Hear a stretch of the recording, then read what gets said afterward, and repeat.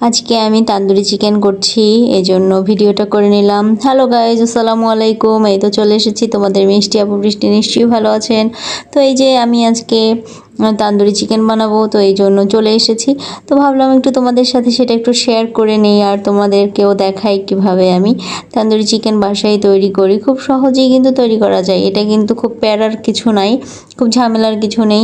একদম চিকেনগুলো বাজারের থেকে নিয়ে এসেছি তাজা তাজা, তারপরে পরিষ্কার করে ধুয়ে তারপরে আমি এটাকে ম্যারিনেট করে রেখে দিয়েছিলাম। ম্যারিনেট করে রেখেছি কিন্তু 2 থেকে 3 ঘন্টা, যতটুকু বেশি সময় রাখা যায় ততই ভালো। তারপরে আমি তেল আর বাটার দিয়ে আমি তেলটা একটু সুন্দর করে গরম করে নিয়ে এই যে দেখো চিকেনটা এখন বের করে নিয়ে এসেছি। তারপর আমি এর মধ্যে এখন চিকেনটা দিয়ে দিচ্ছি, এক এক করে চিকেনটা সব দিয়ে দিলাম। তারপরে আমি ঢাকনা দিয়ে ঢেকে দিব। এই যে আস্তে আস্তে করে দেখবো আমি চিকেনটা খুব সুন্দর করে কিন্তু আমি উল্টো পাল্টে একদম ভাজে নিব, কোনো দিক থেকেই কাঁচা থাকবে না একদম। আমি আবার দোকানেরটা হয় কি মনে হয় যে পুরোটা ভাজা হলো না, বা ভিতরে মাংসটা কীরকম কাঁচা কাঁচা দেখাচ্ছে, জাস্ট এরকম। আমি ওটা খেতে পারি না বাজারের যেটা হয়।